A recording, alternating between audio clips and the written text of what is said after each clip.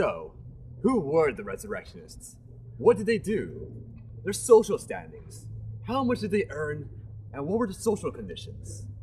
And best of all, how does this tie in with the rest of the Renaissance? Because they had swag. This is my show!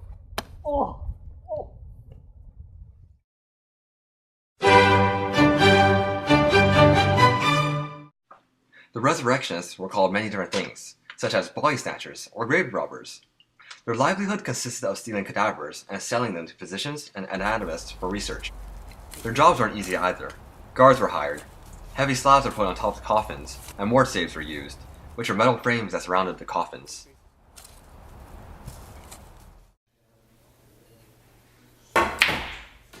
Resurrectionists were hired by physicians to gather up bodies for anatomical research.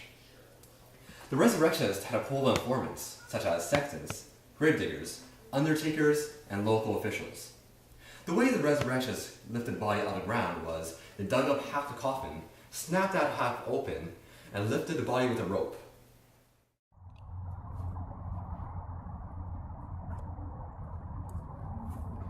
So, how lucrative was this business? Well, the resurrectionists made 2 guineas and a crown for the first foot, and up to 9 pence for each additional inch. This equaled to 4 to 8 pounds per cadaver. Amputations raised the price dramatically. There was this one Irishman whose body sold for 500 pounds. But do you take credit? Because credit's swag. Not you again! Once they got the bodies, this is what usually happened.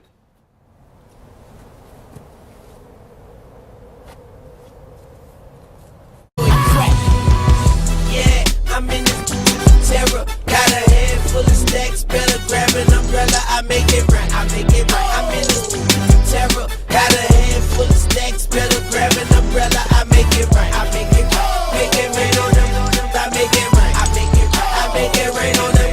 I make it right, I make it right. I make it rain on them. I make it right, I make it right. I make it rain on them. So how were the working conditions of being a resurrectionist? It was dirty, it was hard work, it was disease-ridden, and frankly, it sucked. Cause YOLO, right? I got rid of you already! Oh, not again!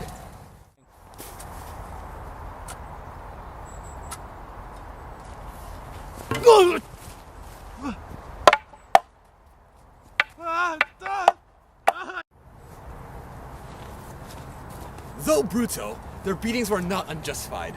The resurrectionist work was morally gray and unethical.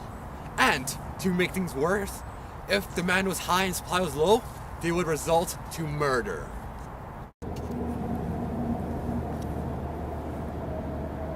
The Renaissance was a time of rebirth, of art, religion, literature, and science.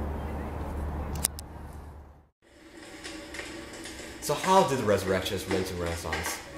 They advanced scientific research on the human body, although they did not really relate to the development of art, literature, and etc. Although they did help the science portion of the Renaissance, although it wasn't actually legal. Under Henry VIII and Elizabeth I, 4 bodies per year were allowed to be dissected by the College of Physicians, and they were body criminals, while many more were done illegally. There are many ethical issues involved, and famous figures such as Leonardo da Vinci may have dissected up to 30 corpses himself. So, how were these resurrectionists viewed by society? They were rapscallions, vandals, rabble-rousers, and other big words. Society viewed them as the lowest of the low, and even their own kind despised them, as they were searching for the same resources. See, the only ones who tolerated them were the physicians, as they required the dead bodies for their scientific research. It was a dirty job, but somebody had to do it.